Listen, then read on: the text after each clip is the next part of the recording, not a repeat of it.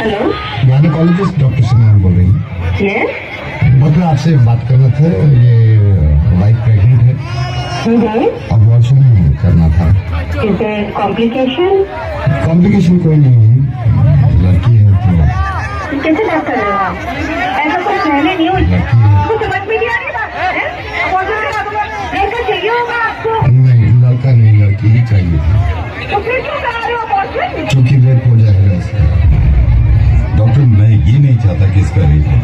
I am so sorry doctor, मैं नवेद बोल रहा हूँ रेडियो मिर्ची से। और मुझे मालूम है कि आपके पास कॉल्स आती होंगी, लेकिन उनकी वजह यही होती होगी कि मैं दहेज नहीं दे सकता या मैं लड़की को पढ़ा नहीं सकता। लेकिन अब कॉल्स आया करेंगी और वजह ये हुआ करेगी डॉक्टर कि मैं अपनी बच्ची को पैदा नहीं होने देना चाहता क्योंकि इसका रेप हो सकता है। दिल्ली में 8 महीने की बच्ची का रेप हुआ। 8 महीने की बच्ची होती कितनी, अगर वो तंदुरुस्त ना हो, इंसान के एक हाथ में आ जाती है। उसका रेप हुआ है। हम सॉरी, मैंने आपका वक्त भी ले लिया, लेकिन मैं बताना चाह रहा हूँ सबको कि ये होने लगेगा, वरना इस चीज को बंद करवा दो। मेरी समझ में नहीं आता कि स्लोगन देखने के बाद लोग खुश हो जाते हैं, बेटी बचाओ बेटी पढ़ाओ।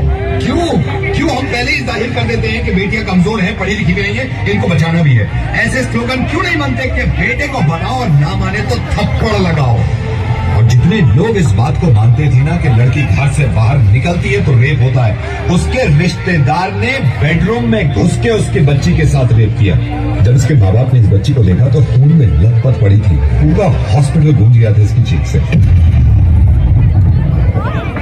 और हिंदू मुस्लिम, आप करते रहिए अपना काम एक दूसरे को बुरा भला कहने में और जुलूस निकाल के एक दूसरे को मारने में। अगर शर्म है ना थोड़ी सी, तो इनसे ज्यादा खतरनाक जो हमारे मुल्क में हो रहा है कि बच्चियों के रेप जो करते हैं, उन जानवरों को जाके सबक सिखाओ इतनी भीड़ ले जाकर। और कोई बताने की जरूरत नहीं है किसी को कि लड़कियां किसी से कम नहीं होती। जब आप किसी को ये बताते हैं कि लड़कियां किसी से कम नहीं है, इसका मतलब यह है कि कहीं ना कहीं पहले से ही दिमाग में हमने ठूस रखा है कि लड़कियां कम होती है। 100 करोड़ की आबादी में अगर एक इंसान भी मेरी आवाज सुन रहा है ना और इसको ये लगता है कि लड़कियां देर रात घर से बाहर निकलती हैं तो रेप होते हैं, तो मुझसे बात कर ले। मैं कसम खा रहा हूं, अगर उसने मुझे हरा दिया इस चीज में तो जिंदगी में कभी रेडियो पे नहीं आऊंगा और अपनी आवाज नहीं सुनूंगा। डॉक्टर, आई एम सॉरी, मैंने आपका काफी वक्त ले लिया। I think you are right, Naved. You are absolutely right. It's extremely shameful.